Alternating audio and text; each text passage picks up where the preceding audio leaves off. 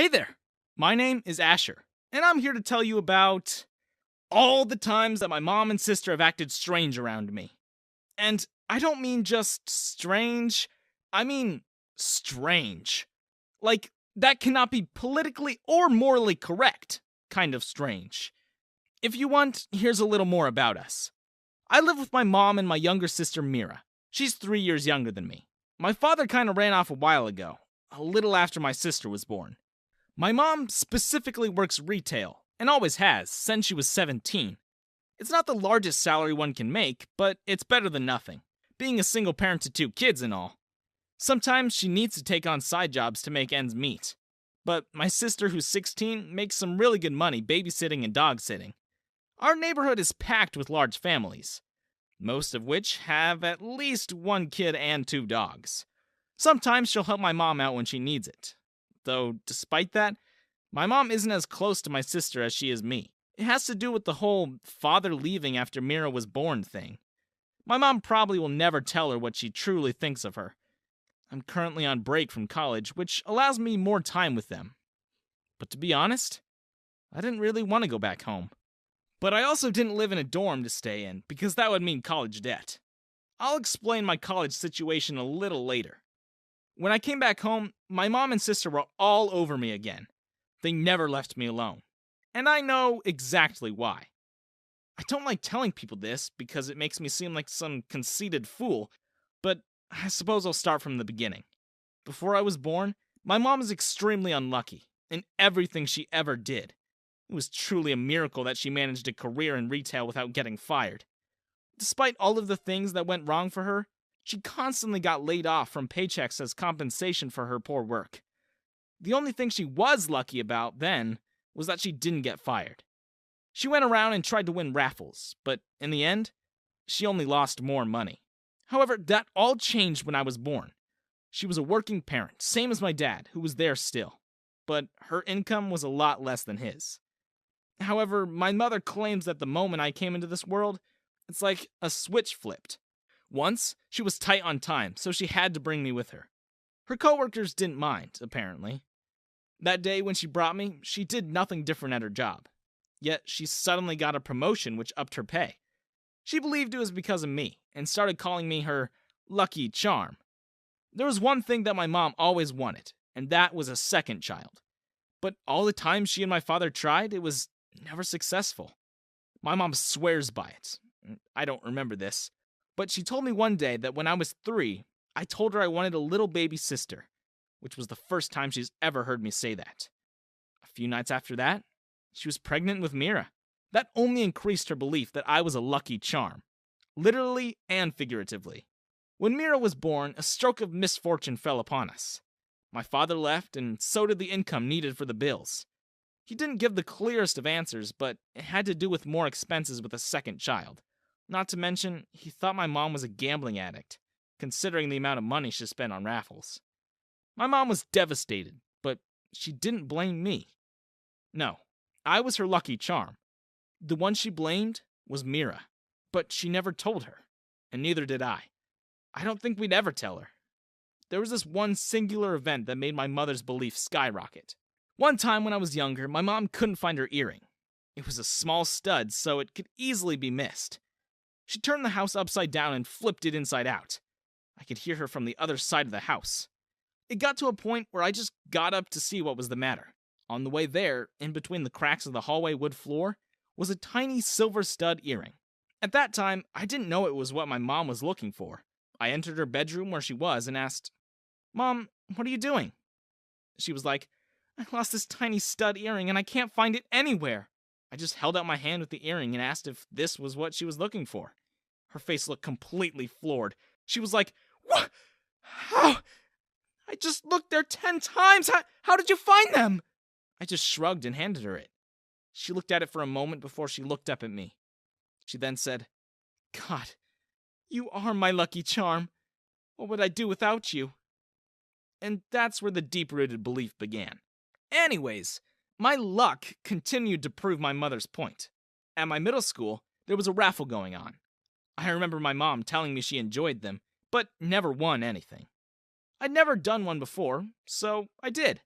I put my name and number on most of the raffle tickets. At least the things that interested me. I didn't really anticipate anything coming out of it. The whole thing was based on chance. What were the chances of me winning anything? Well, apparently all of them. Each of the raffle tickets I had submitted were the ones picked. When I came home with all the things I managed to win, my mom was absolutely shocked. What were the odds, truly? My sister wasn't very superstitious to begin with, but I think that fueled it to a level comparable to my mom. In fact, with the addition of my sister, it got worse. After that, she forced me to come to other events hosted. She made me participate in everything that regarded material items that would be useful to us, and money. You probably couldn't even imagine her joy when I managed to win everything we submitted raffle tickets for.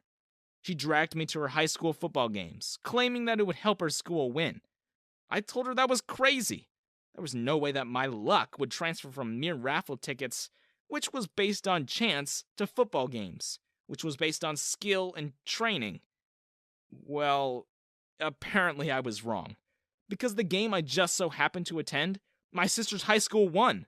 That one game managed to convince my sister that I was a quote-unquote lucky charm as well. I thought it was a stupid nickname and a stupid thing to think about. Sure, I suppose someone could be lucky in a moment, but not inherently lucky. My mom and sister didn't agree with that. At all. They thought I was some sort of god or something. Well, maybe not that extreme. But the way they showered me with compliments, dragged me everywhere they could, made people think they were worshipping me or something. I got uncomfortable with what they were doing, and how they were doing it. But they'd always say, "You're our lucky charm. We have to be so close to you, otherwise it'll wear off." As if that's a valid excuse. Anyways, the point of this is that the first night I came home for winter break, I had something absolutely unbelievable happen to me. My room was exactly how I left it 2 semesters ago. However, this is where it gets strange. All 3 of us have our own separate rooms. We have never, ever shared a bed, even while camping. We all liked our personal space. Well, the night that I came home, I went to sleep a little earlier than usual. I was tired, and it was break, so I figured I might as well get as much sleep as humanly possible. I went to bed around 9 at night. I never locked my door. There really was no reason. My mom and sister respected my privacy and never came into my room without knocking first. Or at least announcing their presence. At first, everything was perfectly fine and normal. Nothing was out of place. Nothing was out of sorts. But it was in the middle of the night that I woke up to the most embarrassing thing ever. I'm usually a pretty heavy sleeper. Usually. But that one night, apparently my heavy sleeping failed me. I'm pretty sure I woke up because I heard snoring. It took a little to actually open my eyes, and when I did, there wasn't a lot of light. So I had to try to turn on a light. Except my arm was being held down by something. Or someone. That's also when I noticed another person on my right. I looked at my door and saw that it was closed and still unlocked. I then looked at my window, but saw it perfectly intact and closed. So no one broke in, and even if they did, who would break into someone's house to cuddle? I finally was able to pull my arm out of the person's grasp and lean to the side enough to turn the light on. The 2 people in my bed weren't some randos who managed to find a peaceful way into my house. It was my mom and sister. The first thing I felt was absolute disgust and mortification. I had no idea what to do, or how to get out of that situation as calmly and as rationally as possible. First off, those 2 have never done anything like that. Not without my permission, let alone at night, all sleeping together in the same bed. I looked at my sister, who was getting real comfy, sidling up next to me. I then proceeded to violently push her out of the bed. The thump and impact was enough to wake her up with a jolt and a scream. And that jolt and scream was enough to wake up my mother with a shout. It was complete chaos. As soon as they woke up, I demanded, that's right, demanded, not asked, why they were sleeping in my room, let alone in my bed. My mother didn't seem fazed in the least. In fact, she turned to me, smiled, and said, "You're our lucky charm. If we sleep with you, our luck will amplify." Which, first off, absolutely horrified me. I looked at my sister and was like, "You went along with this?" Even in the dim lighting, I could tell her face was getting red. I hoped it was out of embarrassment. All she said was, "Well, you haven't been home." She said it pretty quietly, but I heard her. My mom told me it's not weird for a parent to sleep with their children, and that I should be more accepting of it, rather than question them. I had no problem with sleeping next to them, but the difference was we usually slept together on the couch, a space big enough for all of us to lie comfortably and spread out if need be. Not on my bed, which was just a queen mattress. Jamming all three of us on there was uncomfortably stifling and awkward. I asked my mom why she couldn't have just woken me up to go sleep on the couch, and her excuse was, "You just look so cute sleeping in your bed." I couldn't resist. If I told this story directly to any of my friends, it would come off severely wrong and be misinterpreted without a doubt. I then asked my sister why she, of all people, would ever agree to this. She wasn't one for a lot of physical affection, so the fact that she crawled into a bed with my mom, let alone me, was a shocker. She just kind of mumbled something along the lines of, "Because I wanted to." Like, excuse me? That's not a reason. I'd hoped that they knew how insane and ridiculous they sounded. A 16-year-old girl sleeping with her 19-year-old brother, and a 43-year-old woman sleeping with her 19-year-old son? That has CPS written all over it. Like, do they get how, inappropriate that sounds? Let alone is? I asked my mom, "Do you realize how crazy you sound? Go back to your own bed." She just shook her head and said, "No, I'm sleeping with you whether you like it or not." And I was like, "Well, I don't, and if you do, I'm leaving and sleeping somewhere else." I sounded like a parent. It was like the roles suddenly reversed, and I was dealing with a child not wanting to go back to their own bed. I may have been lucky to them, but surely my own luck liked to turn against me. Why else would this be happening? I then turned my head to Mira, hoping that at least she would go back to her own bed and leave me alone. All she gave me was a non-committal shrug and went, "I go wherever Mom goes." Great. Wonderful. Lovely. There was no way of getting rid of them. The two crawled back into bed with me and went out like lights immediately after. However, I stayed up. I couldn't sleep. How could I? I was in an unfortunate and unlovely position. That's when I started to wonder just how far my mom's superstition of me being lucky went. If she went as far as to make her child uncomfortable and invade his personal space, what other lengths would she go to? To ensure her luck wouldn't run out? I didn't want to find out. I was afraid to.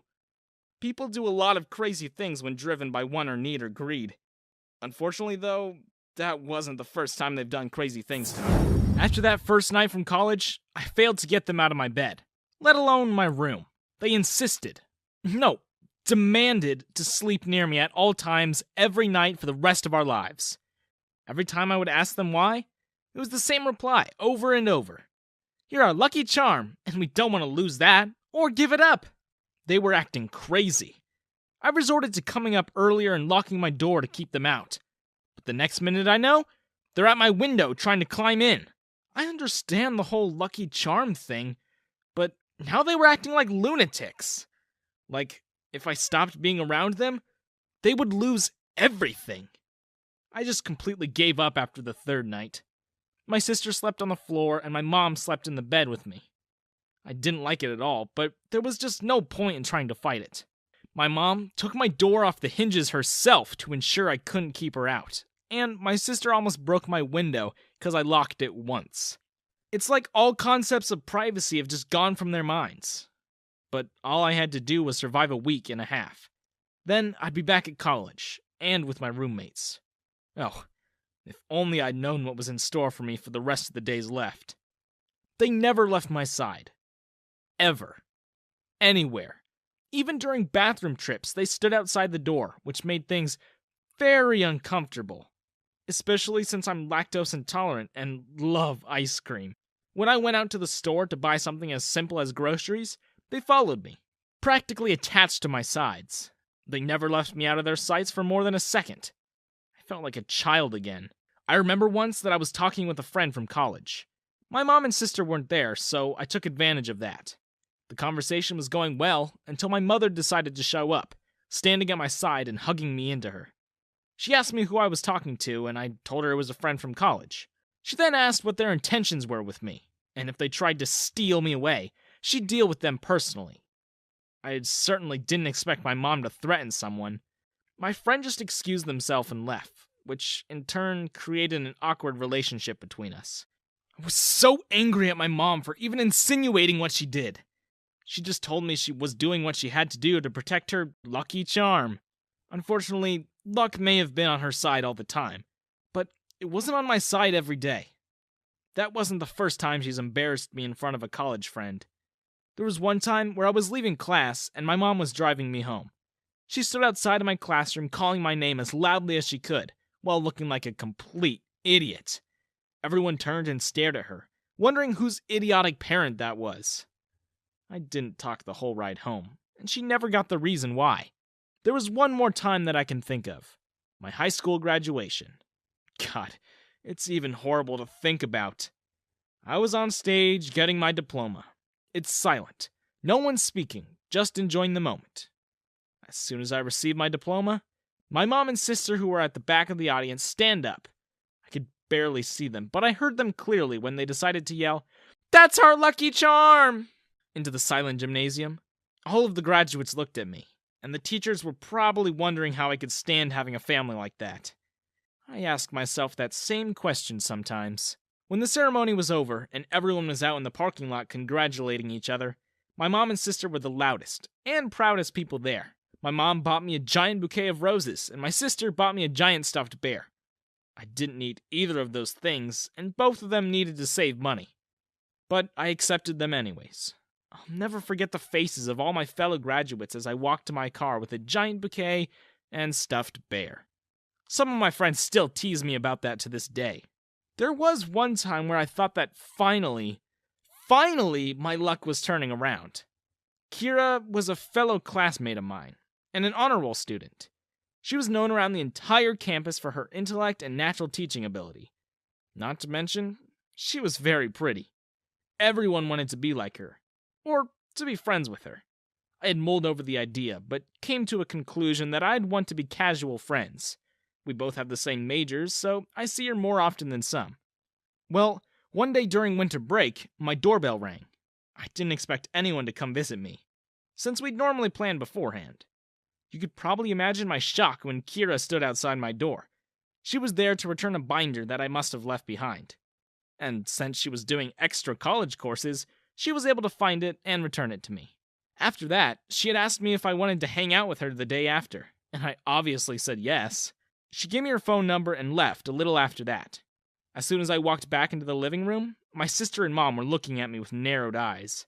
I asked them what was up with them, and they asked who was at the door. I told them Kira, a friend from school, came by to drop off the binder I left behind. They continued to stare at me, and the whole atmosphere turned awkward suddenly.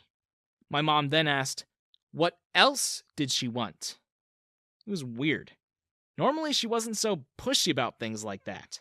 I told her that she also asked me to hang out with her the day after, and the two of them flipped. My mom started telling me that I couldn't go because I had to spend time with her after being away for so long. My sister's thing was that she was going to ask me to take her to the mall to go shopping. Something about bonding with me as a sibling. I told the both of them that they could hold off their plans for a few hours. I was planning to meet up with Kira, and they weren't going to stop me. My mom then asked, well, what are we going to do when you're gone?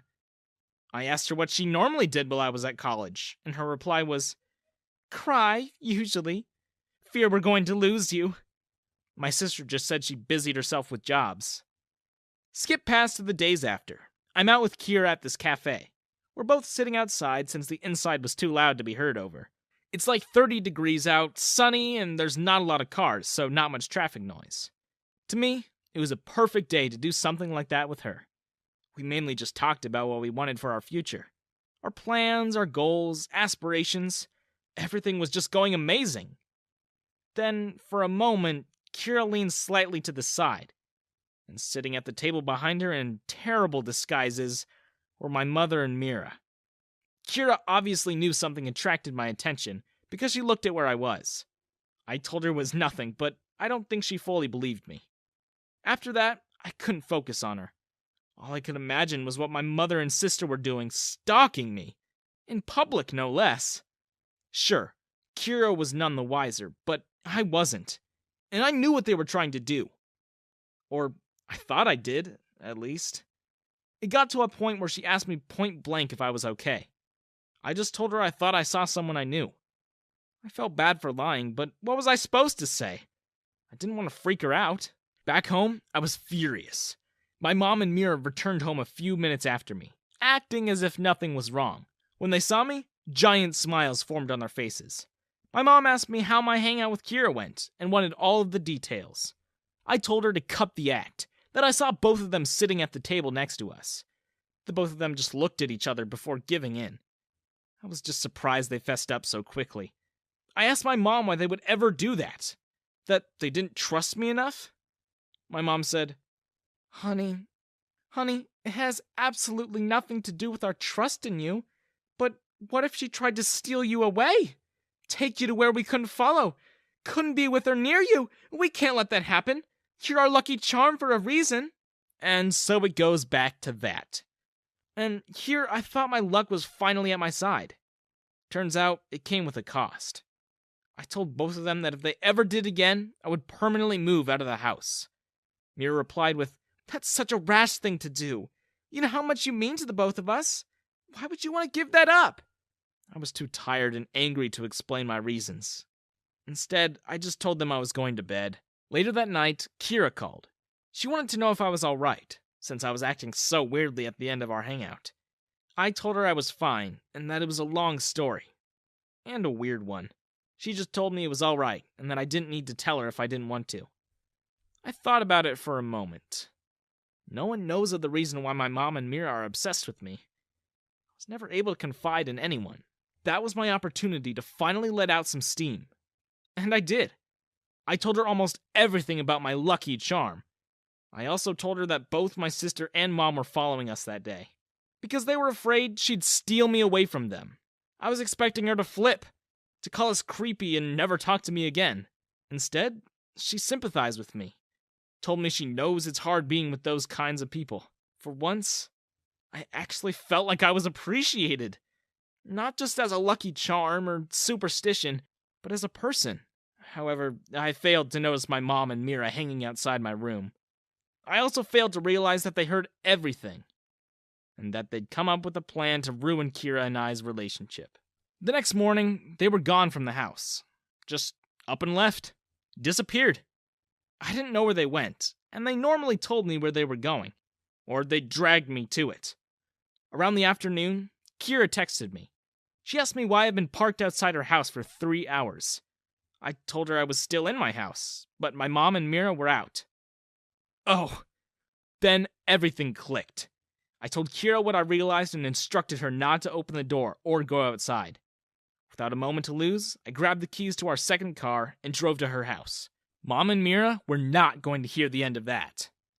I forced my mother and Mira to come back to the house with me immediately. I was at the last straw with them. Sure, they can stay at my side however long they wanted, but to go and stalk Kira? Unacceptable. When we got home, my mom asked what I was doing up so early. I told them I woke up because I had to go to the bathroom. She was acting as if nothing was wrong. Like she wasn't just sitting outside Kira's house like a creep. She then asked why I seemed so upset. I explained to her that Kira texted me, asking me why my car was parked outside the house. For her to grow that concerned, that must have been out there for hours. I asked my mom when she and Mira left the house. She responded with, We left around 4 a.m. Need I tell you that when I woke up, it was well past 8. So she sat in front of her house in my car for over 4 hours. I asked her why they did it. She replied with, We wanted to see what our competition was doing. How she managed to catch our attention. We're going to get back to that whole competition thing in a minute. I asked her why she decided to take my car and not hers. She explained that if they took mine, Kira would think I was stalking her and grow to hate me and distance herself. So, the both of them were purposely trying to make me seem like a creep. Worst of all, in front of someone I liked and respected. I then backpedaled a bit and told her to explain what she meant by Kira being competition. My mom was like, she's trying to steal your attention from me and Mira. What if you two get married and move out? She'd have all the luck, and we'd be left in the dust. I can't allow that to happen. It's like she wasn't even trying to hide her obsession. I told her that either way, she couldn't just do as she pleased. I'm an adult and can make my own decisions of who to spend my time with. My mom was all like, "Come now, don't be like that. We both know you don't actually want to spend time with her. Just say you pity her and move on with your life." I was getting real sick of my mom and her attitude in general. But then again, I didn't have anywhere to go. The roommates I had while at college were separated and back at their own homes. After that horrible conversation, I decided to drop it. I instead texted and called Kira more so than not, rather than meet her. My mom and Mira didn't seem to like it, but that was fine. They can pout and whine all they want. One thing that drew my concern was when I left the house. Both of them seemed more than happy to see me leave. Usually they'd be at my side, ready to go in a minute. It's been a while since I went anywhere alone. Even though I missed it, I knew something was up with them. I just didn't know what. I only went out for some quick errands, nothing fancy. And when I'd come back, both Mira and Mom would be sitting on the couch like nothing was wrong, or off. One time, I did ask them why they were acting so weird. All my mom said was, "Weird? This is how we normally act." And my sister added on with, "Yeah, quit being paranoid." They sounded genuine, but I didn't believe them one bit. A few days passed after that, and I had made some plans with Kira over the phone. We were going to meet up at the same cafe as the one on our first date. Before my family ruined it, of course. However, the day that I was supposed to meet up with her, my mom came up to me and told her I was going with her to the store. It wasn't strange that she'd tell me something like that, but when I said I'd already made plans with Kira, she got pushy. "Why are you going out with her? I'm your mother. She's just a friend." I told her that she is my mom, but we've been planning it for a few days. All my mother did was scoff and say, "Well, tell her you can't. You have more important people to hang out with." At that point, there was really nothing I could do.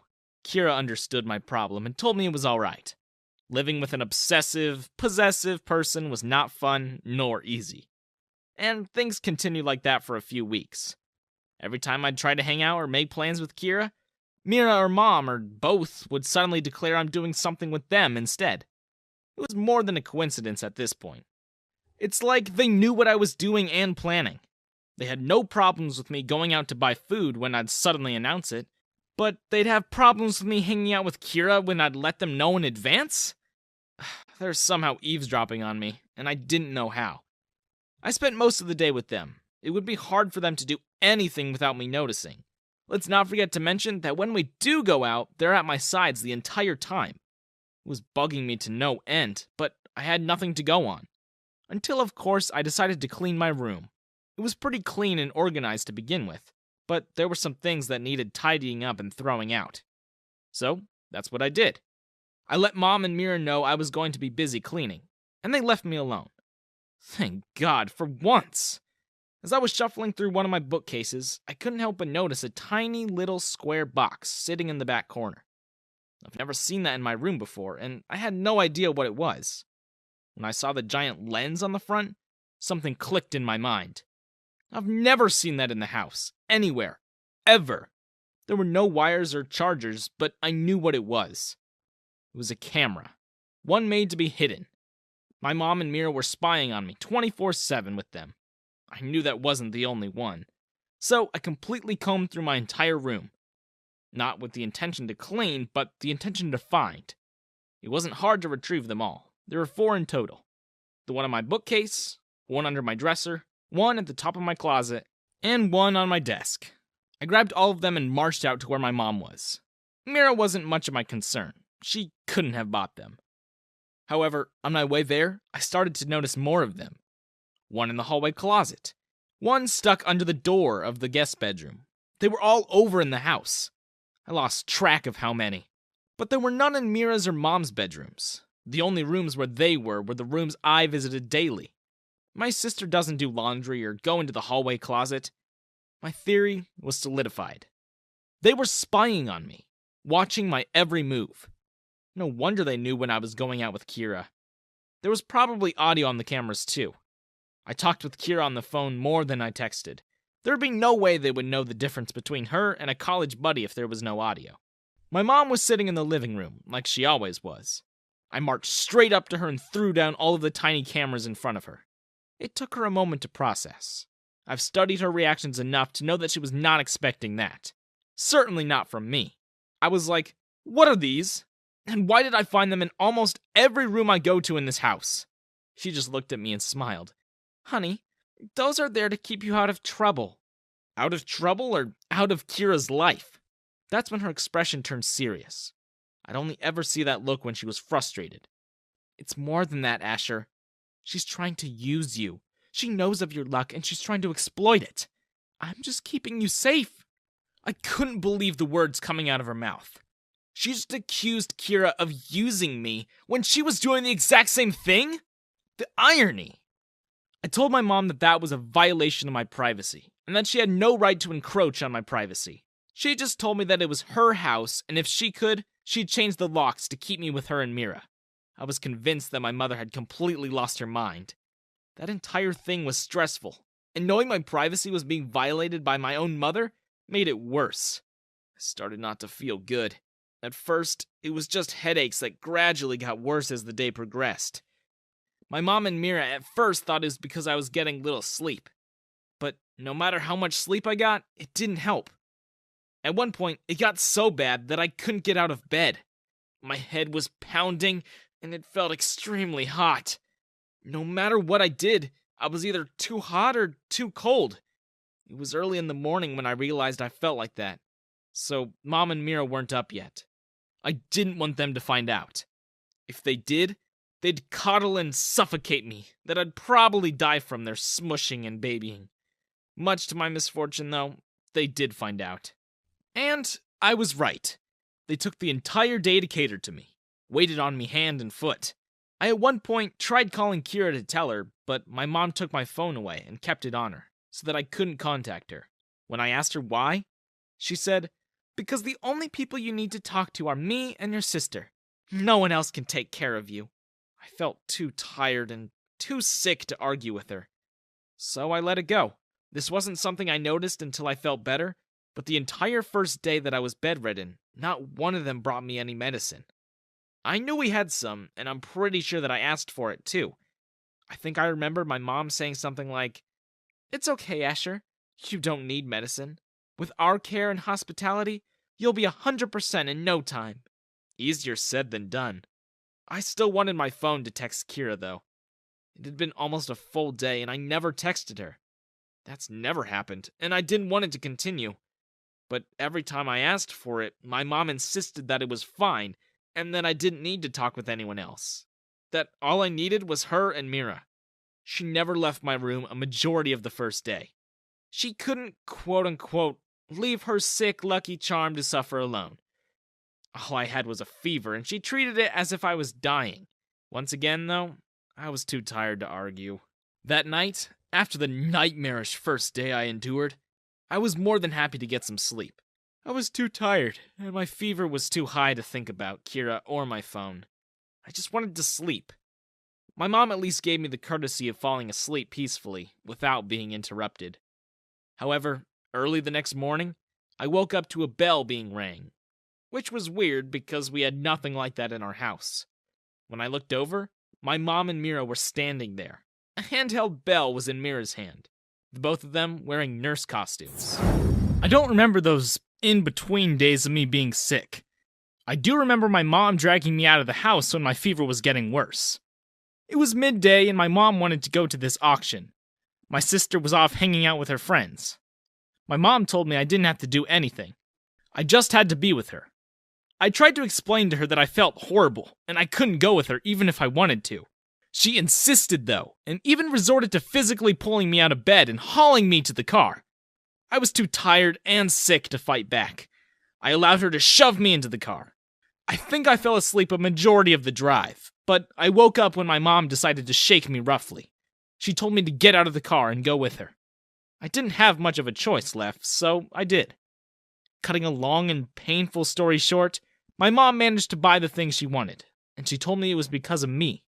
My Lucky Charm saves the day again. was what she said. I didn't really care, though.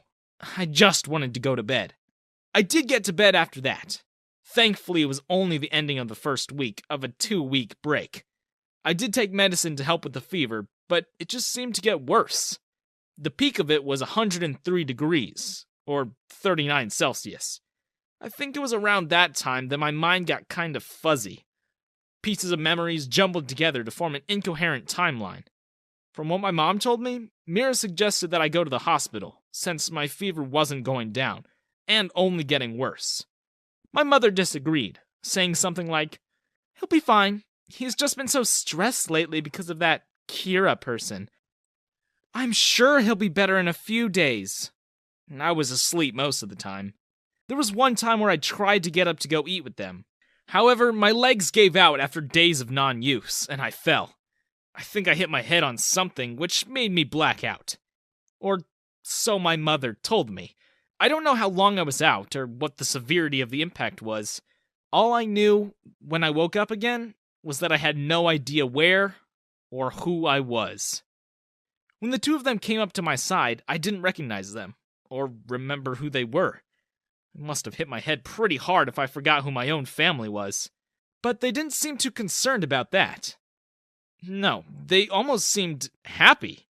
My mom quickly told me to excuse them, and she and Mira had a private discussion. What they were talking about, I don't know. But when they came back in, both of them had plastered smiles on their faces. I didn't know at the time, but looking back at it now, those smiles were ones they did when they were up to something. And boy, were they up to something. My mom took a seat on my bed and calmly told me things about myself. My name, age, college major, marital status, and other basic facts. She didn't bring up Kira, and at that time, I didn't remember her either. I then asked who they were, and both of them just told me they were my caretakers. That I was still sick, and they were assigned to take care of me. My real quote-unquote parents were overseas. My mom told me her name was Eliana, and that my sister's name was Liana. I was none the wiser. After that, they told me that I was in my bedroom, and in my house. That I was on break from college. After that whole info dump, they told me to get some rest, and that they'd check in on me later.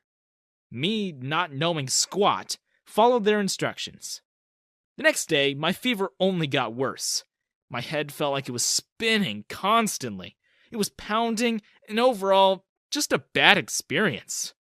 Eliana, as I'll call her for now, just gave me some pills once a day, but even that didn't help.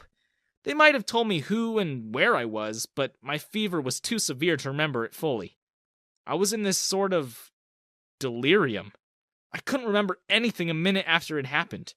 My vision was all fuzzy, and if I tried to move or get up, my entire body would just give out, and I'd ragdoll to the floor pathetically. Eliana and Liana were there for me, though. They helped me change, eat, along with other things.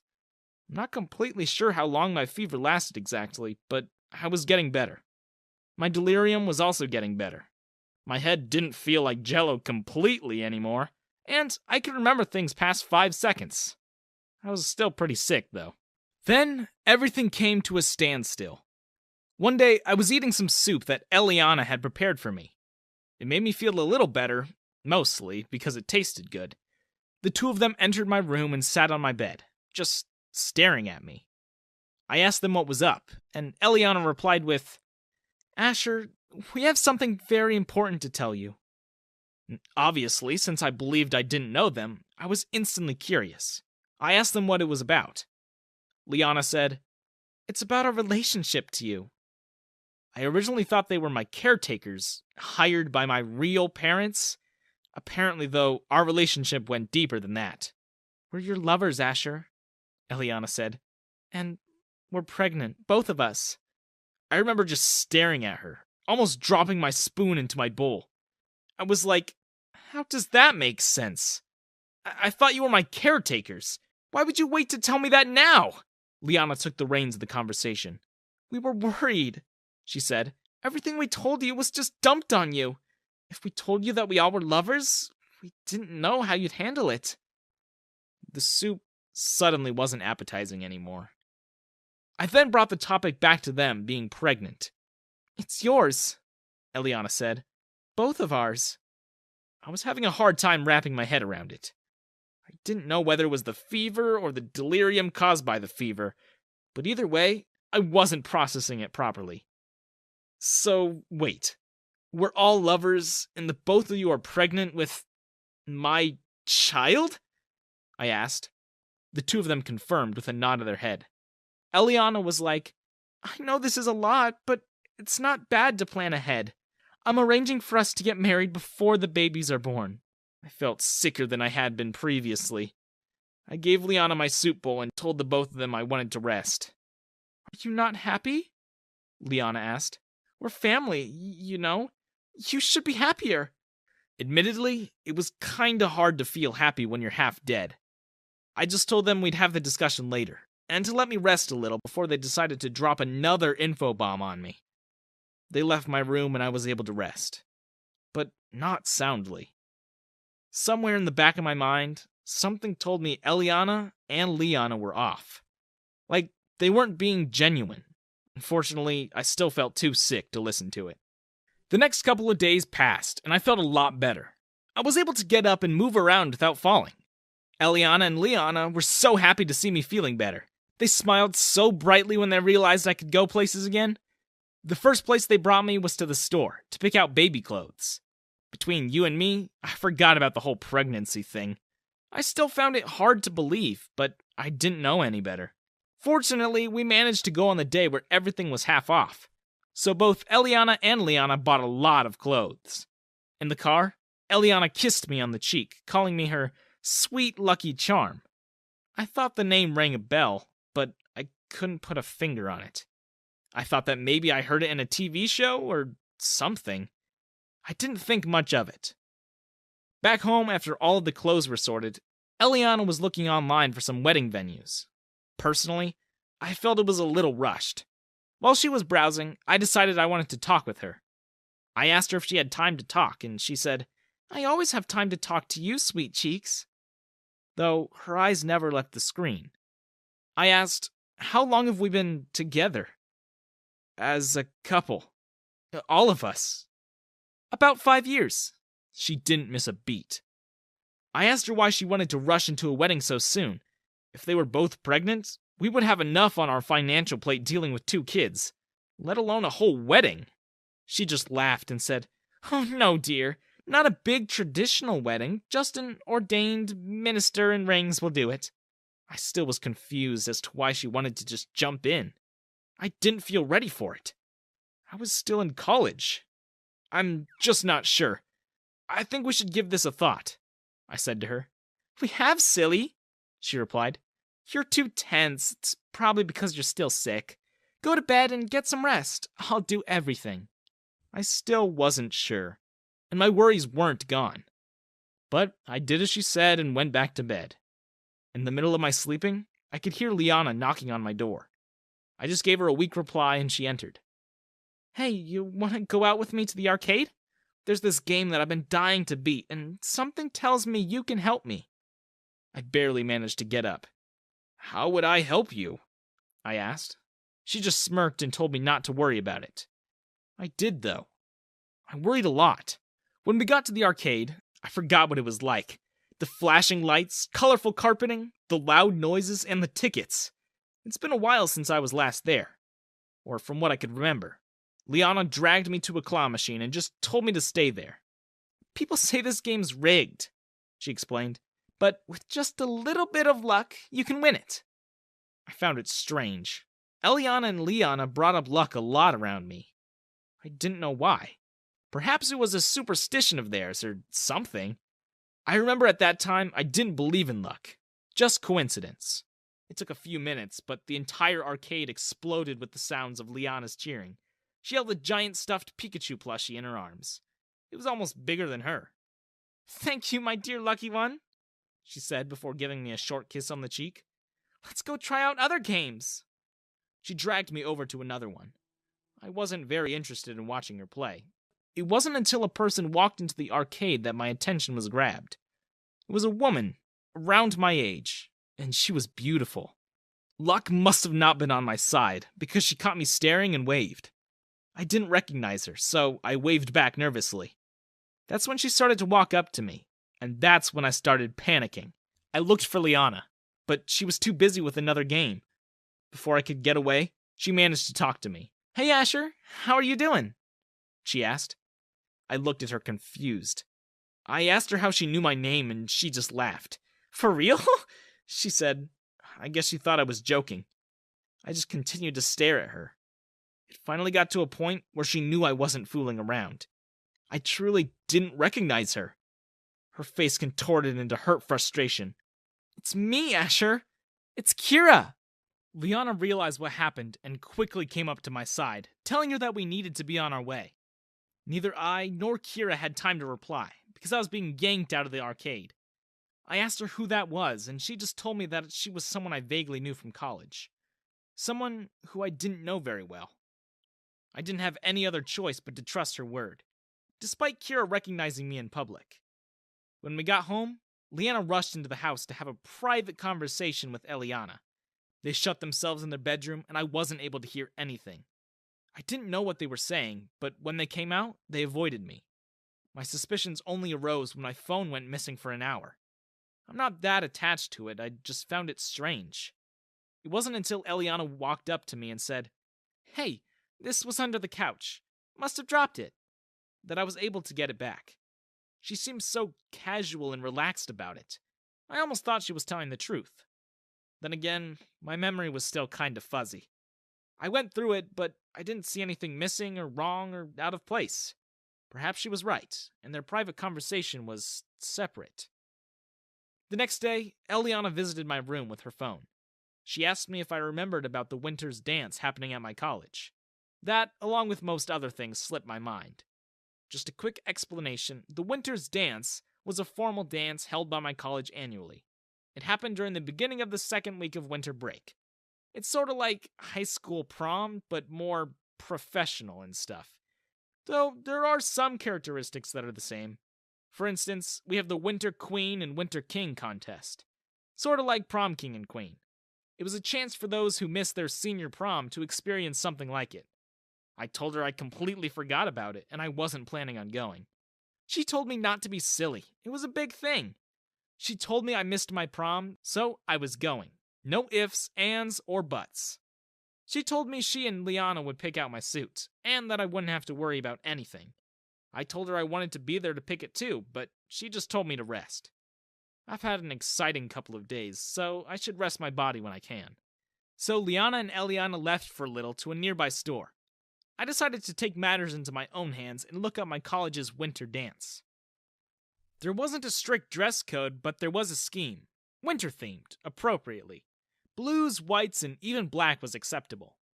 I hoped Eliana and Liana knew that. I didn't want to stand out that much, or look like I was trying to show everyone up. For some reason, they didn't take that long. They came home with a bag in hand. Liana ran past me and quickly into her room, slamming it shut behind her. I asked Eliana what was up with her, and she just laughed. "Hormones, dear. Pregnancy can do a lot to a body, you know." Oh, yeah. I had almost forgotten about that entire thing. If only. Eliana unzipped the bag and pulled out the suit. The details aren't that important. What mattered was that it fit perfectly into the scheme. Not to mention, it was a beautiful suit as a whole. I didn't ask how much it cost, but she seemed very happy with her decision. She shoved it to me and ushered me to try it on. I did. Eliana was the only one to see me in it. Liana was still shut up in her room. I didn't know what was going on with her. Eliana smiled at me and said, "Dear, you look absolutely wonderful in that. Just as handsome as the day I met you." I took that as a compliment. The winter's dance was only a weekend away at that point. I was also feeling a lot better, compared to the previous days. After I received my suit, I admittedly was excited to go. I just wondered if anything's changed between me and my friends, since I sort of lost a lot of important memories. I did voice my concerns to Eliana, but she just laughed. "I'm sure you miss your friends, but isn't it nice just being with me and Liana?" I didn't remember how long I'd been living with them, but since I remember waking up almost a week ago, it wasn't too bad. Perhaps living with them, and only them, wasn't that bad. or as bad as I thought. So anyway, the day of the winter's dance had arrived. Eliana had dropped me off at my college early. For some reason, I was able to remember the layout of the building. I traveled the halls so much, it'd be surprising if I didn't. I did meet with a couple of friends who I didn't remember that well. They were understanding of my memory loss and past sickness. However, when I told them Eliana and Liana were my caretakers, not to mention in a romantic relationship with me, and pregnant, the conversation was derailed. Like, they no longer were talking to me. I felt disconnected. It was strange. One of the friends brought up the whole Winter's Queen and King contest. Normally I wouldn't vote for something like that, but seeing as I was just recovering from an injury and fever, I figured, why not? There were pictures of all the students eligible to win. For some reason, my picture was on there too. Though I knew I wouldn't win. Not a chance. Though there were a lot of other pages that I didn't look at. Evening quickly came, and we were all shoved into the gymnasium, which was set up days before the event. It was a nice evening. Despite the little hiccup with my marital status with Eliana and Liana, no one really paid mind to me. A lot of people, I've noticed, were being very competitive. It had to do with the contest, of course. I didn't care one way or another. About halfway into the evening, the doors to the gym opened. And it was obvious they did because they were not the quietest of doors. Everyone turned to see who the newcomers were. My mouth almost dropped open when I saw Eliana and Liana walk into the gym, wearing dresses that were far beyond what the dress code instructed. Not to mention, they had masquerade-like masks over their eyes, to further hide their identities. I knew who they were, though, but luckily no one else did. There were so many students at the college, they probably didn't know one was an adult, and the other was a high schooler. They certainly didn't look the part. As soon as their eyes caught mine, they zipped over to me, wrapping their arms around mine, and pressing their bodies against mine. Some people would pass out of happiness in being in that position, but I wasn't a fan of having a lot of attention directed at me, and that's exactly what I was getting. The two of them bickered over who was going to dance with me for the majority of the time. I switched between them, but it didn't stop them from getting a little competitive. After a while, I tried to excuse myself by getting some refreshments, but Eliana insisted she do it for me. Her leaving would give me some real needed space, so I didn't stop her. It was only Liana left, and she was more than happy to take Eliana's place on my arm. It was weird seeing them there.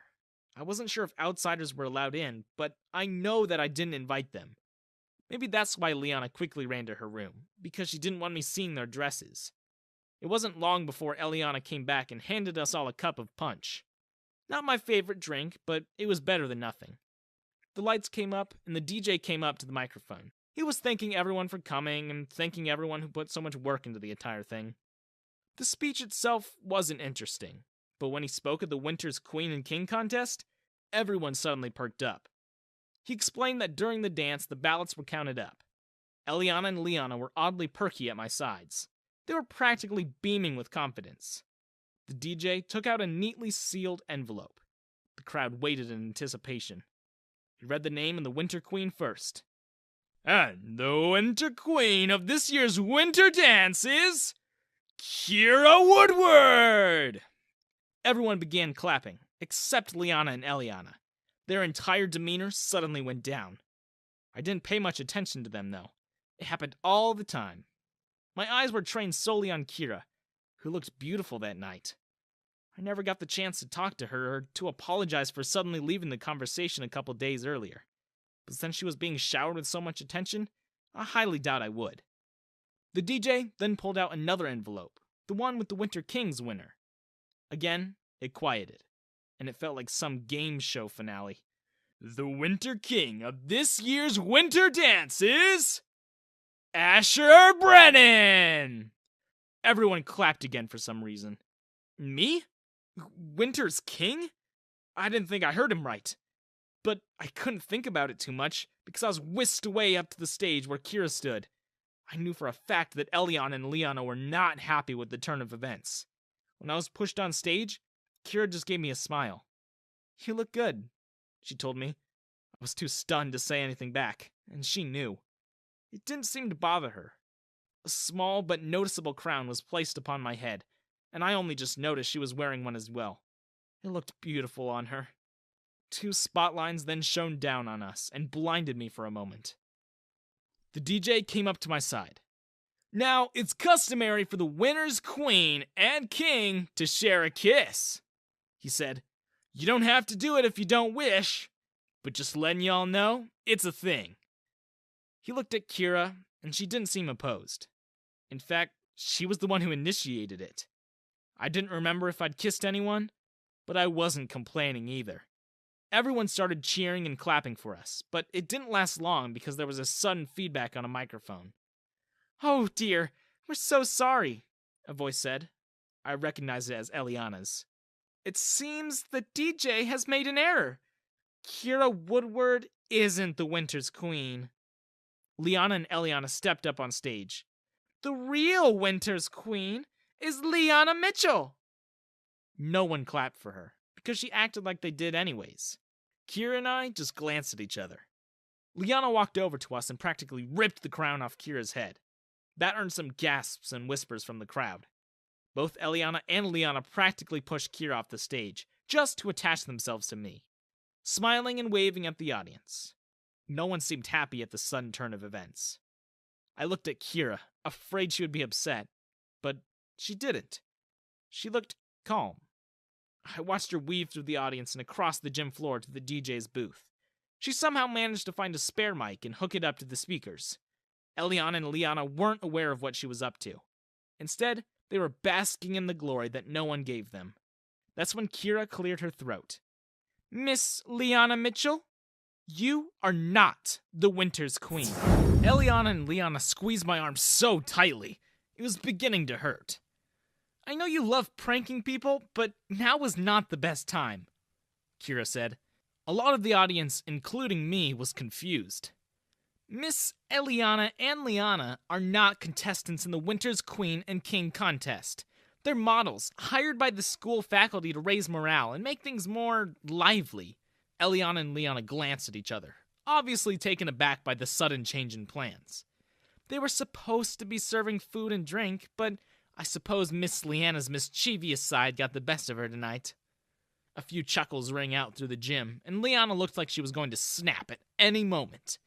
Kira walked over to the stage. "Miss Liana, Eliana, we all enjoy your little joke, but please, if you would do your job." She was basically asking them to get off stage and serve people. With the expectant looks of the people, they had no choice but to step down. As Liana walked past Kira, she plucked the crown off her head and placed it back on hers. I was terrified that a cat fight would break out between them, but it didn't. Liana just opted to glare at her, but it didn't affect Kira. In fact, Kira smiled. That took me back. I knew firsthand how vicious Eliana and Liana could get, especially when it came to me and my attention. But to Kira, it seemed like she didn't care about them or their feelings at all. I think that's part of the reason why they were so hostile towards her that night. They expect people to bow down to them, let them do as they please with no complaints. Eliana and Leon are beautiful people, so to some people, it's hard to say no. Unfortunately for them, and fortunately for me, Kira was able to thwart them and throw them off their high horse. The DJ went back to his booth and started playing music again. I stayed by Kira, who didn't object to it. Liana and Eliana were serving everyone food and drinks, and dancing with some as well. I could tell by the looks on their faces that they were not happy. At all. Kira was more than happy to ignore them, though, in favor of dancing with me. It was very nice. She had a calming presence, unlike Eliana and Liana, who were firecrackers and constantly wanted to do things with me. It's strange to say, but I felt at peace with Kira. Eliana and Liana claimed we were all in a relationship, but I felt nothing towards them, except platonic feelings. Like what friends feel. Maybe it was the memory loss, maybe not. They never really did go into detail how deep our relationship was. How we met, when we decided to take that step forward, anything. I didn't think much of that, though. At one point, Eliana offered me a drink. Kira took it from her before I could and thanked her before gently shooing her off. I'll never forget the expression on her face. If looks could kill, Kira would be long gone. Kira didn't seem much bothered by it, though. She walked over to a nearby can and threw out the drink with no hesitation. I was a little surprised, but I didn't complain. I also knew Eliana saw her do that. That was the last time Eliana attempted to bother us. In return, Kira wanted to make small talk with me, and about what happened the past week. Suddenly, seeing me run off with Liana. Seeing Liana run off with me made her think she did something wrong. It's not every day someone panic runs from you. I decided to tell her everything that I remembered, or have been told, and what has happened. She just listened quietly and let me ramble. After a moment, she hummed. "Well, that situation does seem bizarre," she said quietly. I could see her eyes catch Eliana and Liana in the crowd, dancing with other people. "They seem obsessed with you." I just nodded. I thought that feeling felt familiar. Perhaps I was just imagining it. "But is your head okay? If you suffered memory loss, it must have been a bad hit." I explained to her that I don't actually remember falling, only that that's what Liana and Eliana told me after I woke up. Kira just nodded and didn't verbally reply to that. After a while, Kira separated from me to go talk to some of her closer friends in her online classes. I was left alone in the middle of the dance floor, rather awkwardly. That's when Liana came up to me, 2 drinks in her hands. "I thought you were getting tired," she said. "Here, this is for you." She practically shoved the cup in my chest, and I barely held on to it.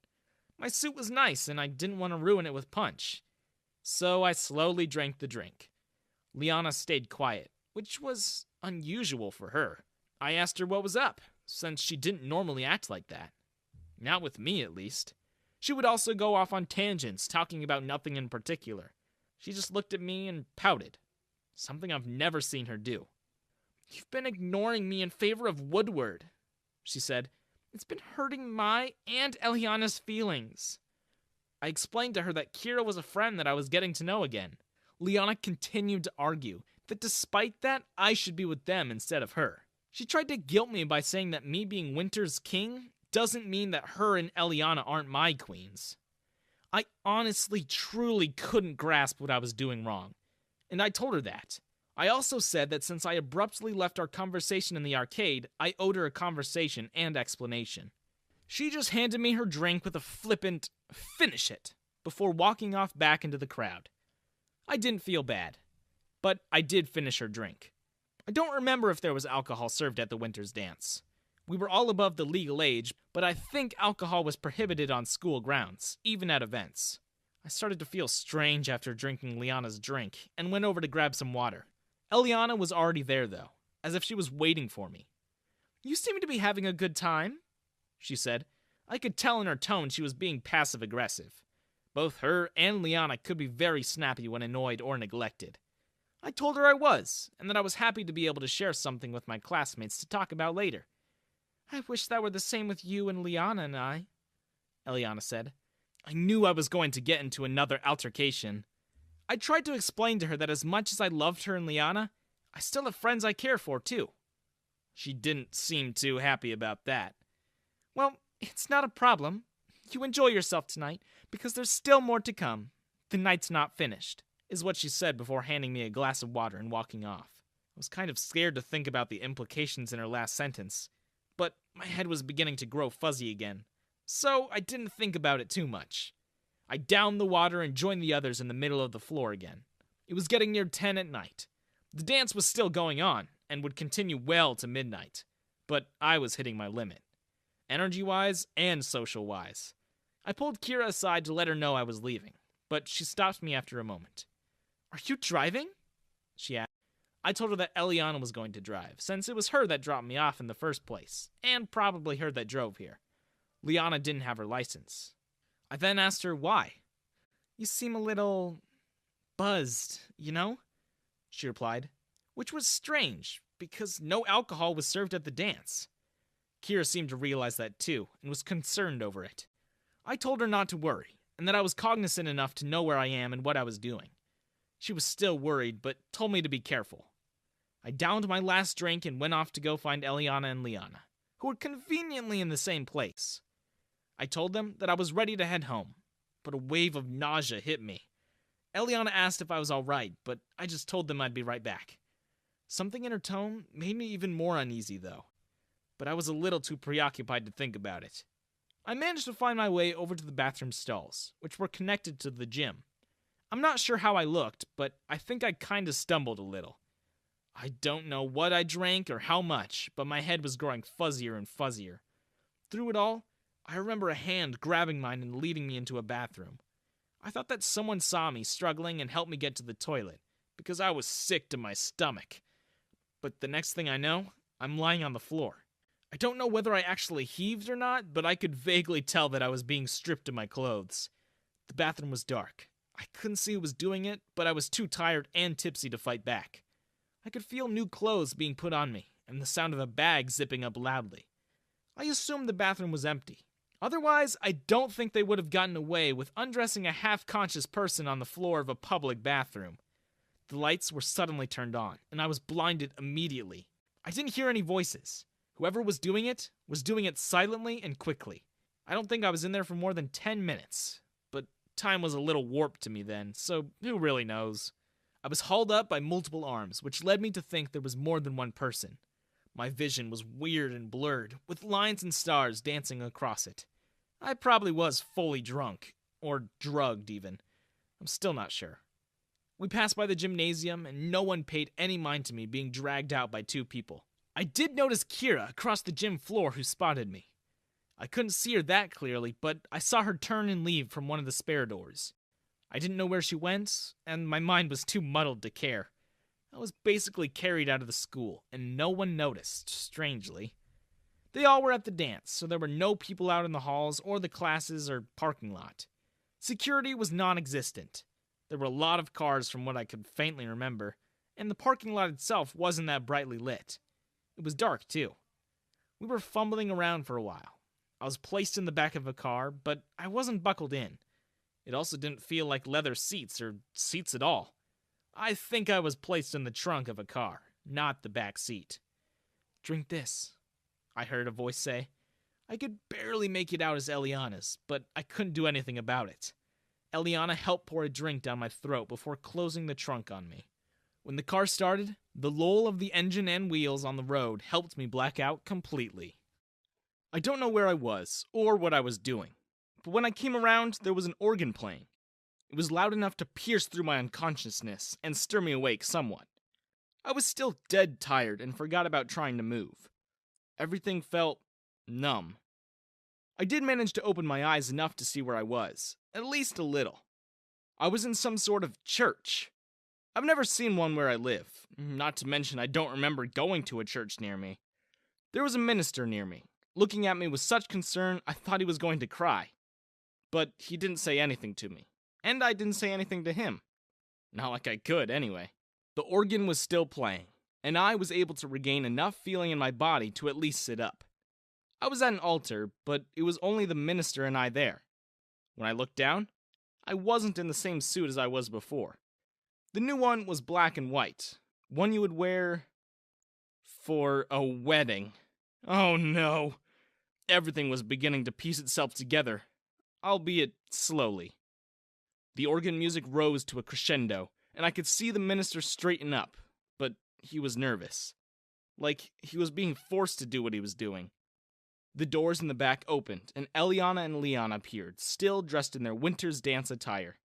Except they had sheer white veils covering their faces, and a bouquet of fake flowers donning their wrists. But then that's also when it hit me. This is a wedding scenario. I'm in a suit, they're in dresses, a minister is there, organ music is playing. I was getting married. Right after the winter's dance. After I was blacked out drunk and dragged here against my will. Everything was just so confusing. I wasn't fully there, so there was nothing that I could do. When Eliana and Leona got to where I was, the both of them hauled me up to my feet and kept me steady. Eliana was the one who gently touched my cheek. "Oh, don't you look absolutely handsome?"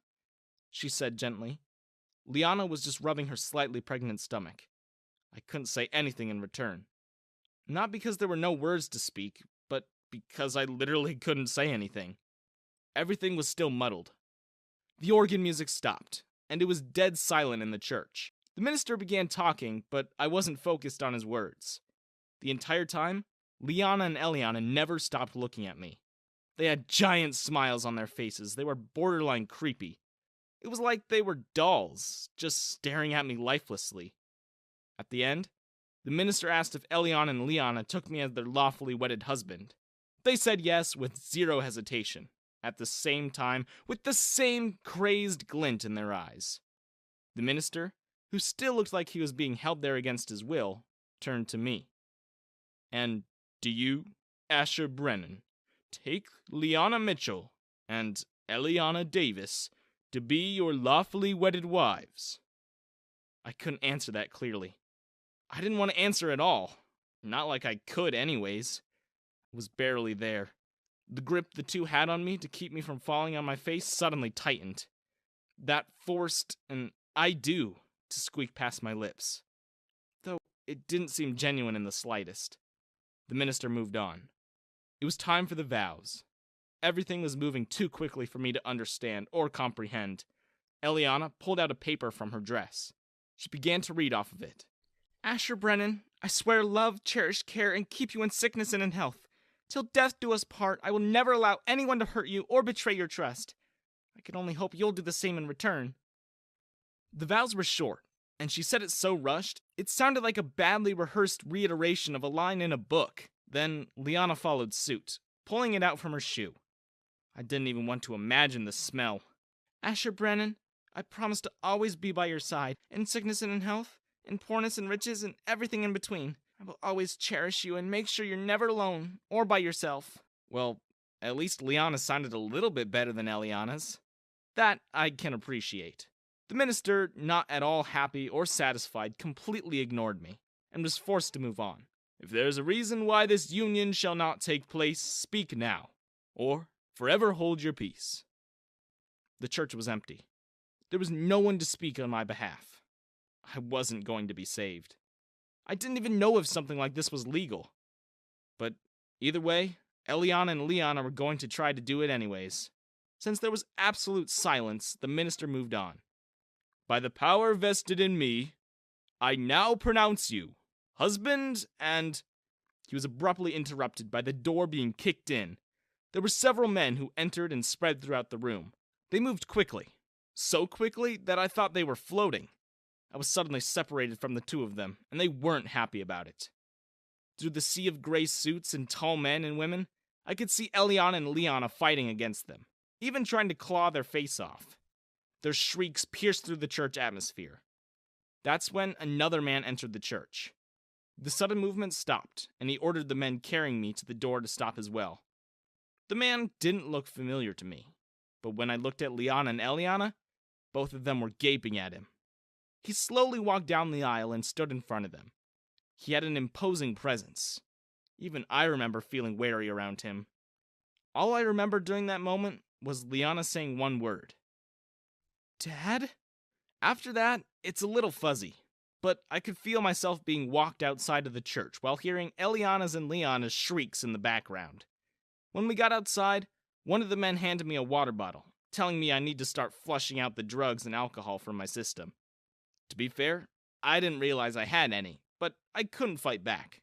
I drank the whole bottle, but I didn't even get a chance to breathe before I was guided to another fancy-looking car. The bodyguards, as I'll call them, helped me into the back. As soon as I sat in the seat, there were multiple exclaims of welcomes and hellos. "Hello there, Asher," one said. "We're glad you're here." After drinking the water, I felt a little better. More cognate. I asked her how she knew my name, and she told me that my father talked about me a lot. I was confused as to what she was talking about, but I wasn't in the right mind space to think much about it now. There were 3 women in the car. One was older than the other 2. The 2 others were younger than her, and a little younger than me. They oddly looked like the woman, so I figured they were her kids. After a few minutes, the man who I heard Liana call Dad entered the back of the car. Immediately, the woman hooked onto his arm, and he seemed to be okay with it.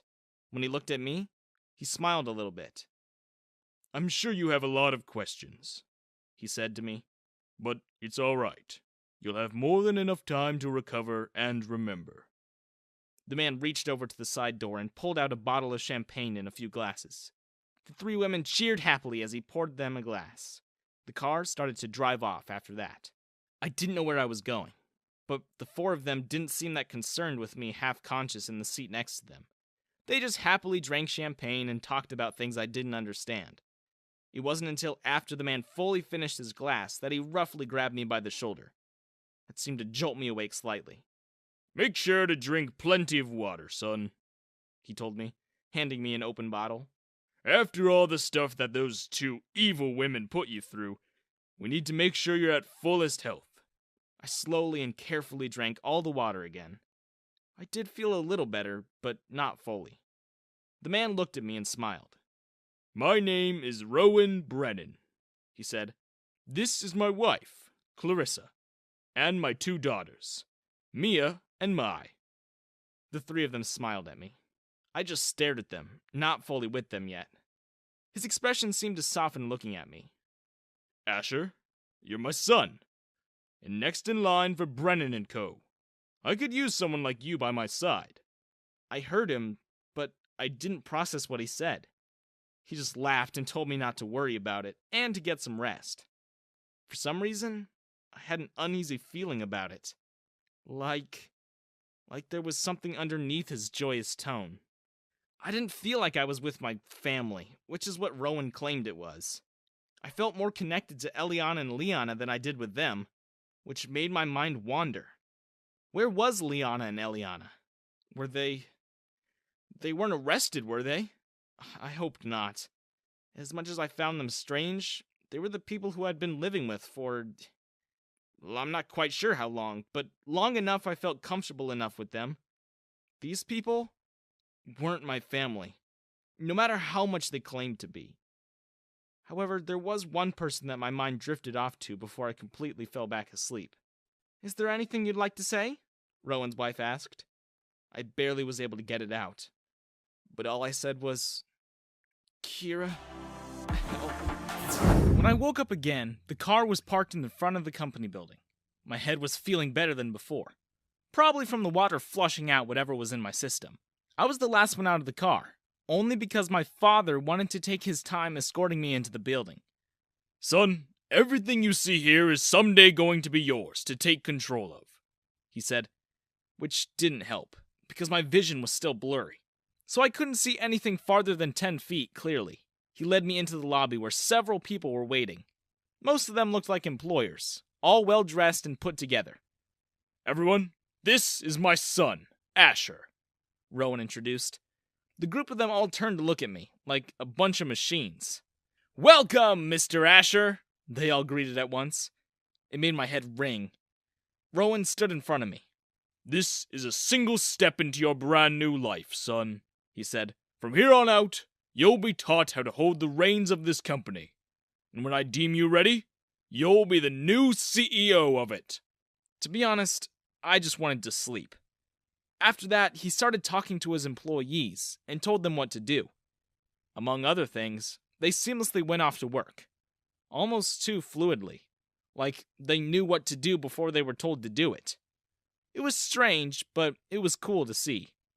It made the company look like top-tier professionals. Rowan then pulled me along to an elevator. Clarissa, Mia, and Mai in tow. He told me up on the last floor were a couple of apartments built into the building.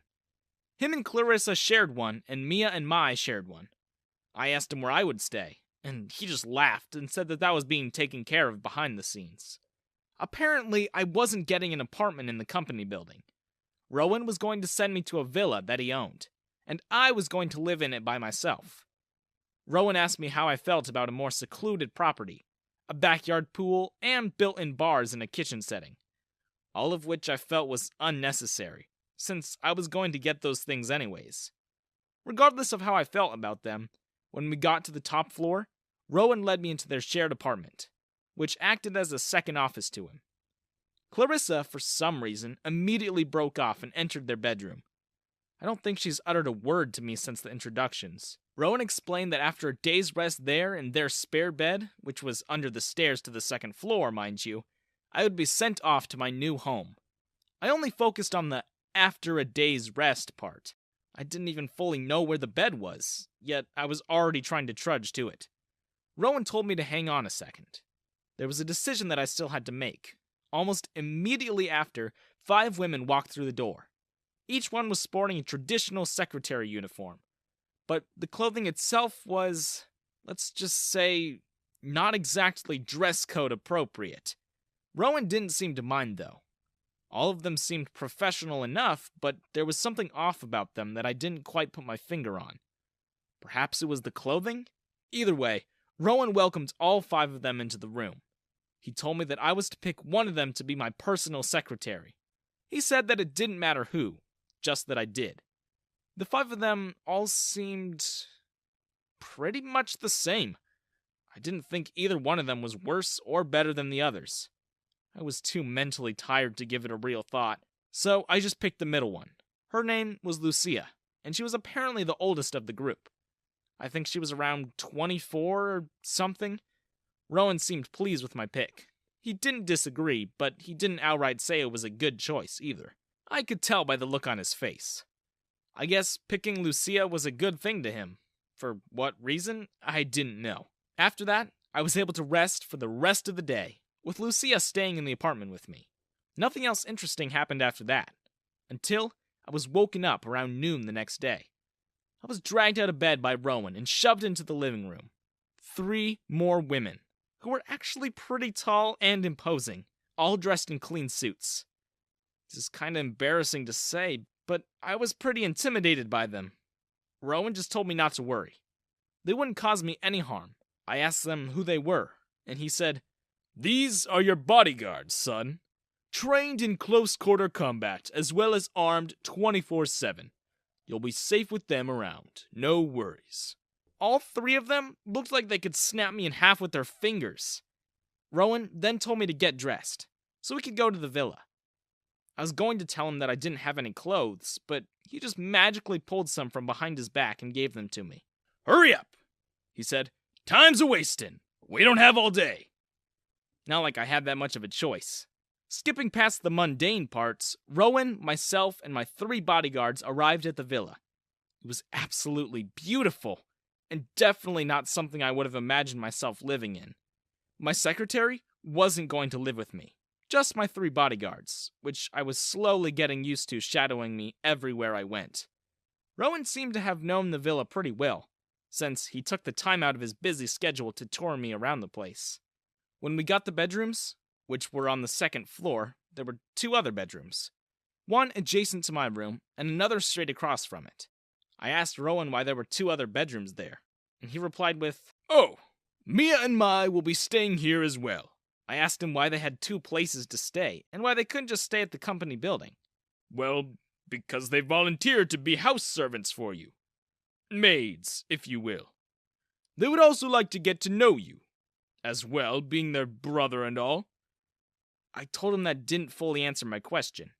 "It'd be a pain to drive 45 minutes to and fro, don't you think? I think having them stay here is easier and more convenient for everyone." My words didn't hold that much weight yet, so I couldn't complain. Besides, even though I haven't held a conversation with them yet, Mia and Mai seemed like okay people. Not out of their minds like some others that I know. I figured that since they volunteered themselves, it wasn't anything to worry about. Rowan then explained to me more of what I'll do. On top of finishing my college courses, I'll be assigned classes by personal teachers that Rowan hired. Basically, it was to teach me basic information about how to run the company, finance, and all of the responsibilities that come with the position. Rowan told me I would start off simple. A 2-hour finance class. Just the thought of it made my head spin. Rowan told me to take the rest of the day to settle in and get familiar with the place. My bodyguards will be with me wherever I go, and my first finance class will be held in the living room.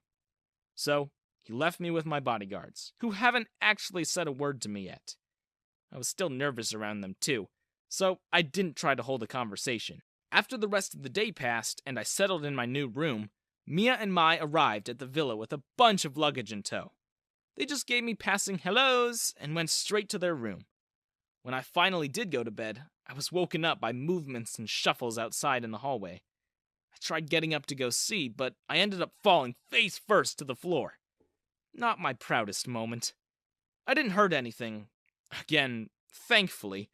When the lights were turned on, I saw my 3 bodyguards sleeping on the floor near my bed. Each of them were in sleeping bags, and the one I tripped over was still asleep. I had so many questions, like how did they enter my bedroom with a bunch of sleeping bags without waking me up? Why were they in my bedroom? And how did she not wake up from me falling over her? At that point, I forgot about the shuffles and noises in the hallway, so I just ended up falling back asleep. I was woken up by one of my bodyguards in the morning. They told me it was almost time for my first finance class. I wasn't looking forward to it. When I made it down to the living room, Mia and Mai were already there. I asked them what they were doing there. Mia explained to me that they were taking the finance class with me, on Rowan's request. They weren't going to be the CEOs, but they were still going to work in the company. I was a little curious as to why they wouldn't know how to do anything of that stuff, seeing as they've known about the company longer than I have. But I didn't say anything, and just sat down next to them.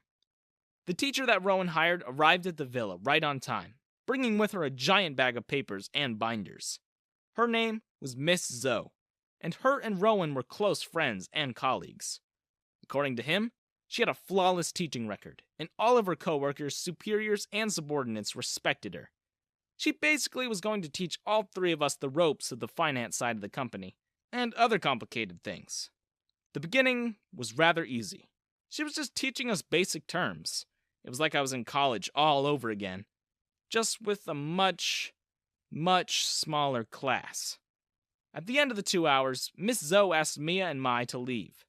For what reason, she didn't specify, but they just got up and left the living room.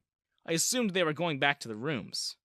Miss Zoe then told me that if I ever needed help or assistance with the content, to give her a call. She'd be more than happy to give me a private tutoring session. Emphasis on the private. She gave me her personal phone number on a scrap of paper and proceeded to pack up to leave. I got a call from Rowan a few minutes after her departure. He asked me how it went, and what I thought of Miss Zoe. I told him we started off simple and that I understood it so far. Miss Zoe seemed like a competent teacher. Rowan then asked me what I thought of Mia and Mai. I told him I didn't really have a formed opinion on them, since they've barely spoken to me. He made it a point to tell me to get along with them and to have conversations. They're not the heirs to the company, but they will be important figures in it. I asked him what roles Mia, Mai, and Clarissa played in the company, but he skipped over that question and just closed the call with, "If there's anything you're struggling with, don't hesitate to call Lucia." The way I saw it, I don't think I would get a choice in anything I did just yet. I also knew that Mia and Mai gave me the same feelings that Liana and Eliana did when I was living with them.